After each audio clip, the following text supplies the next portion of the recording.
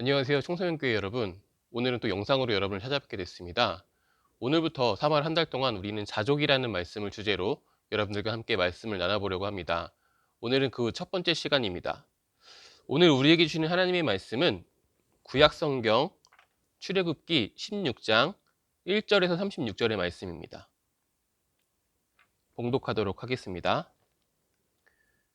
이스라엘 자손의 온 회중이 엘림에서 떠나 엘림과 시내산 사이에 있는 신광야에 이르니 애굽에서 나온 후 둘째 달 15일이라.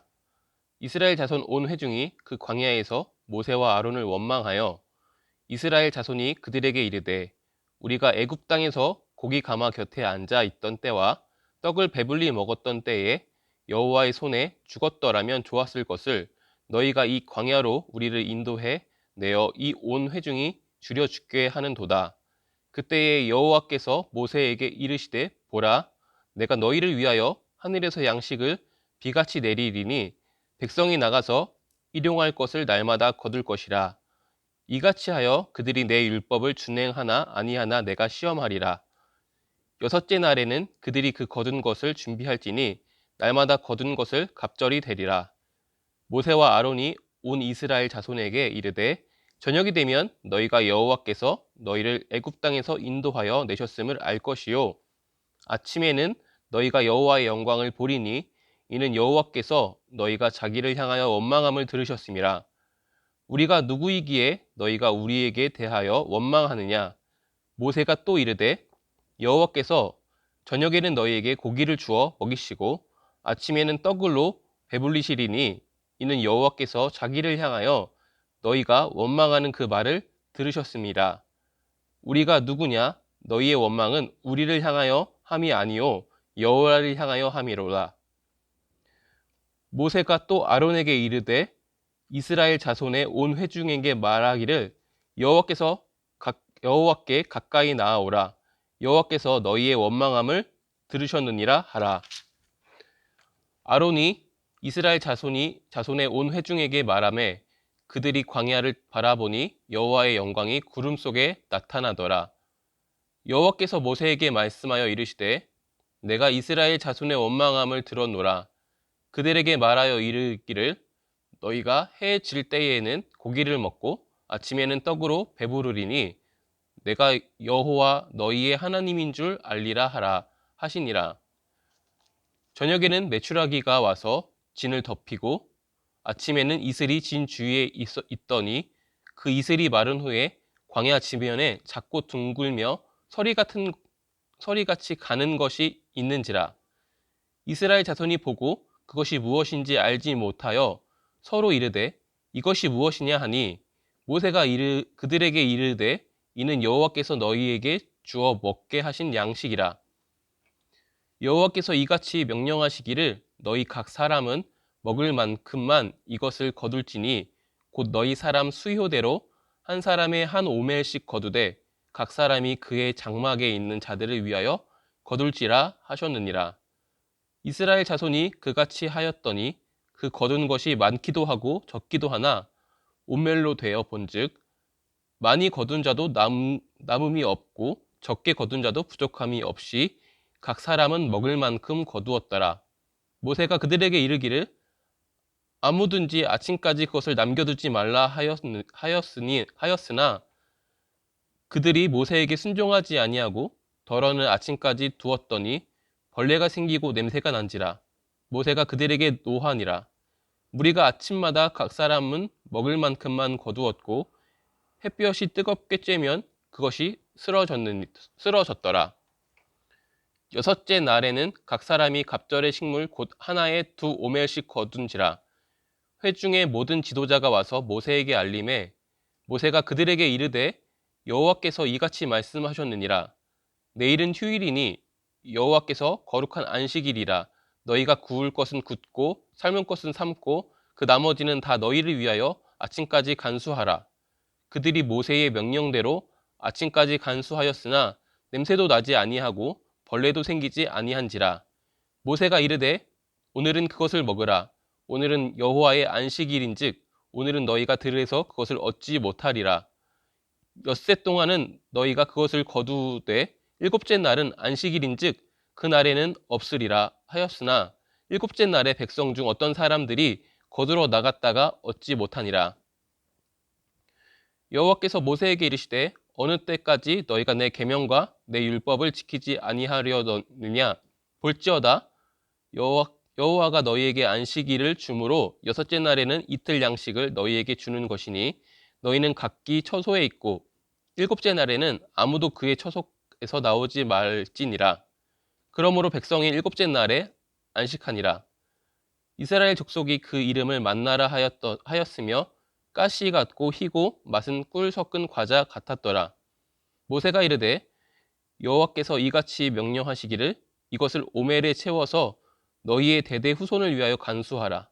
이는 내가 너희를 애굽 땅에서 인도하여 낼 때에 광야에서 너희에게 먹인 양식을 그들에게 보이기 위함이니라 하셨다 하고, 또 모세가 아론에게 이르되 항아리를 가져다가 그 속에 만나 한 오멜을 담아 여호와 앞에 두어 너희 대대로 간수하라. 아론이 여호와께서 모세에게 명령하신 대로 그것을 증거판 앞에 두어 간수하게 하였고, 사람이 사는 땅에 이르기까지 이스라엘 자손이 40년 동안 만나를 먹었으니 곧 가나안 땅 접견에 이르기까지 그들이 만나를 먹었더라. 오멜은 10분의 1 에바이더라. 아멘. 이것은 하나님의 말씀입니다. 본문을 통해서 광야에서라는 제목으로 말씀을 나누려고 합니다. 여러분, 설상가상이라는 말이 있습니다. 우리 말로는 엎친 데 덮친 격이라는 말로 사용하기도 합니다. 어려운 일이 연거푸 일어나는 상황, 계속해서 좋지 않은 일이 일어날 때 쓰는 표현입니다. 여러분은 이 말처럼 기대하고 새로운 일을 시작했는데 그 기대와는 다르게 도리어 어려움을 겪어보신 적이 있나요?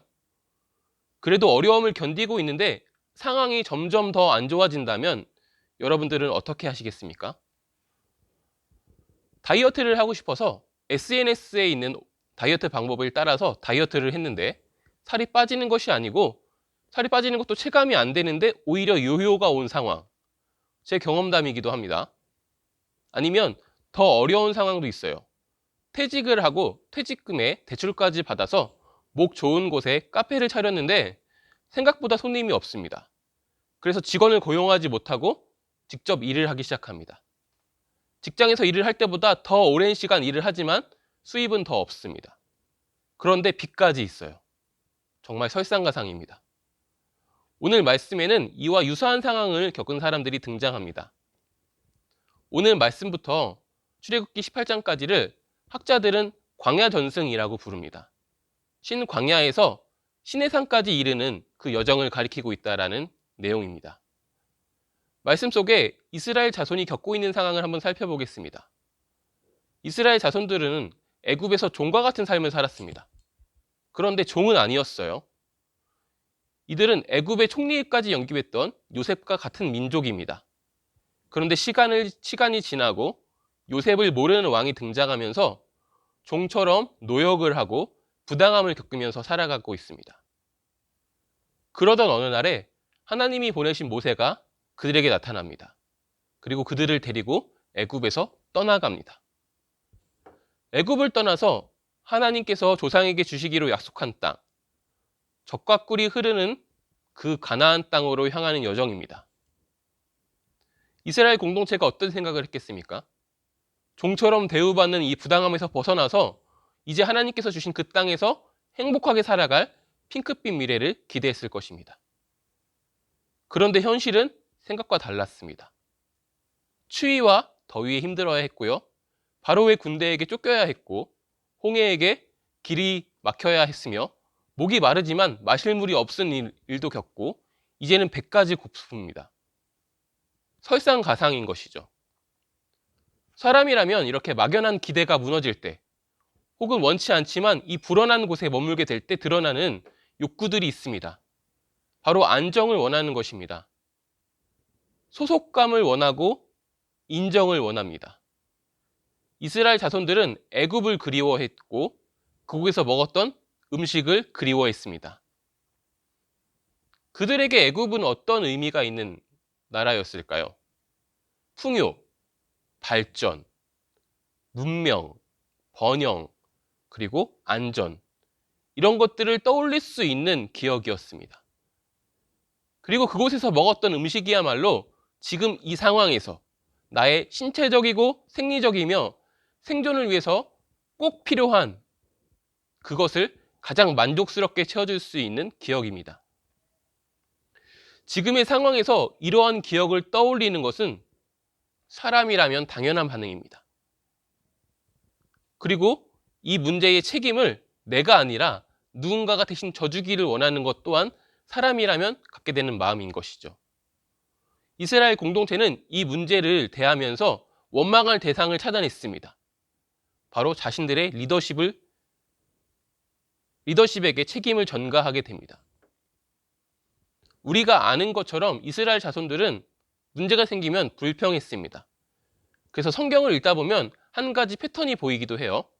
이스라엘 자손들이 불평하면 하나님께서 심판하시고 하나님의 심판을 경험한 이스라엘 백성들은 회개를 합니다.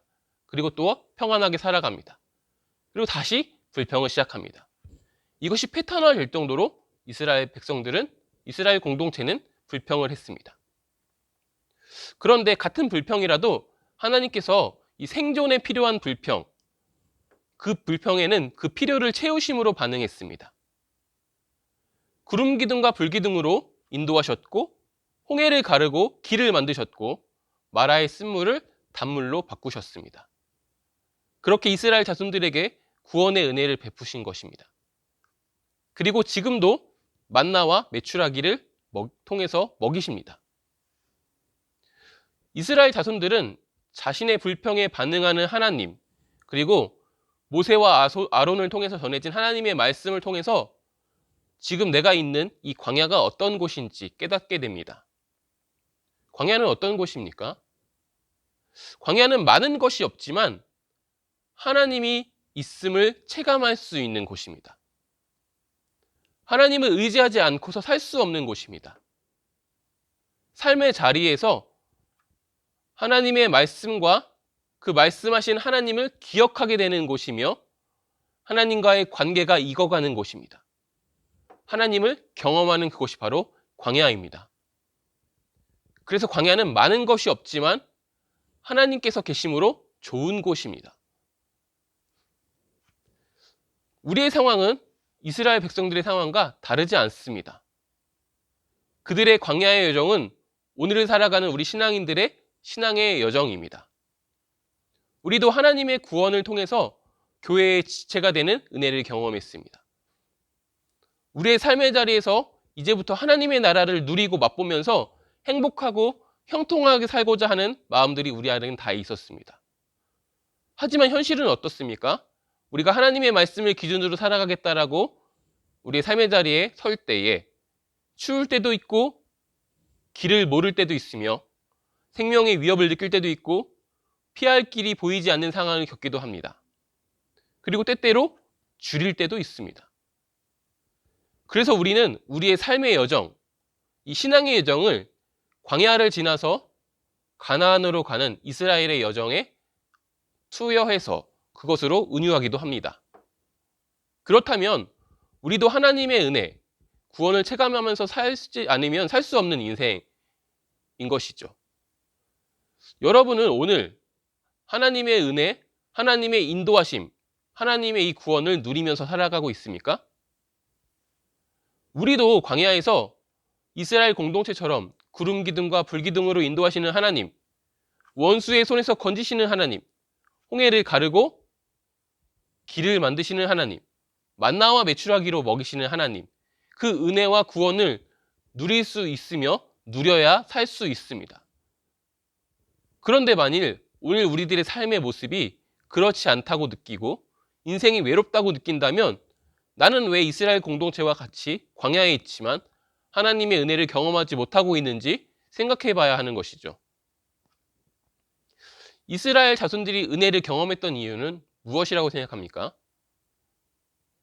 하나님이 선택하셨고 인도하셨으니 사실은 이스라엘에게 그 이유를 찾으면 안 됩니다. 하지만 그 은혜에 머물 수 있었던 이유들을 살펴본다면 저는 4가지로 정리를 할 수 있습니다. 첫 번째로는 공동체입니다. 혼자서 신앙을 그리고 신념을 지키기는 참 어렵습니다.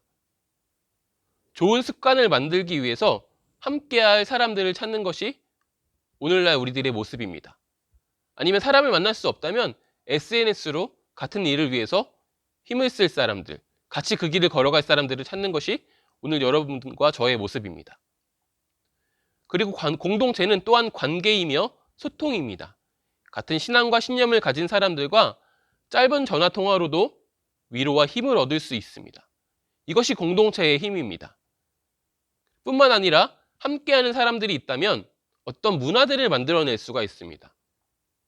이스라엘 공동체에게 신앙이 문화가 되어가는 과정을 우리는 성경을 통해서 볼 수 있습니다. 두 번째로는 상징입니다.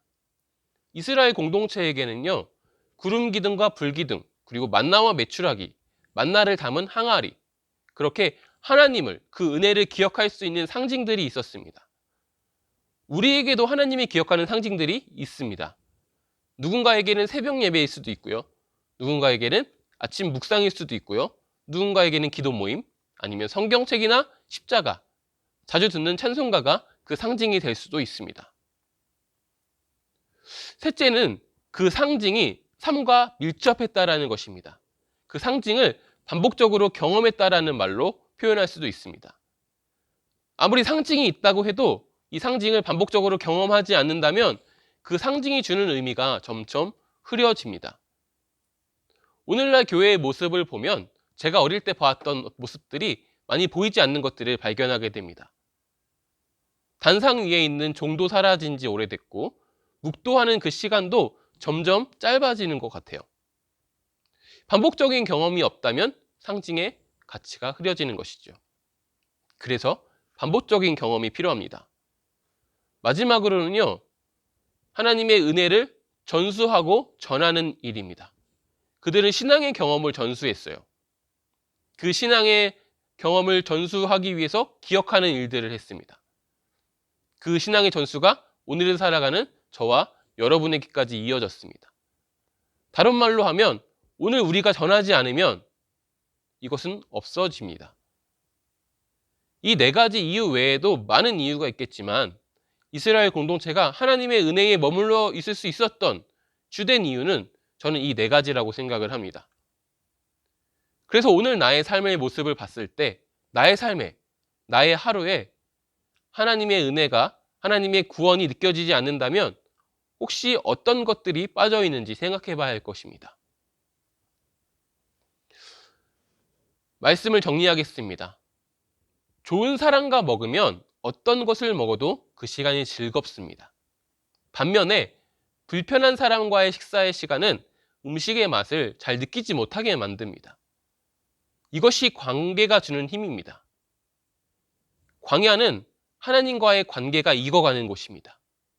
오늘 우리의 삶에서 이 하나님과의 관계, 그것이 익어가고 그 관계에서 오는 만족으로 우리는 자족할 수 있는 그리스도인으로 살아갈 수 있습니다. 그렇게 하나님과의 관계로 인해서 자족하는 그리스도인으로 살기를 소망합니다.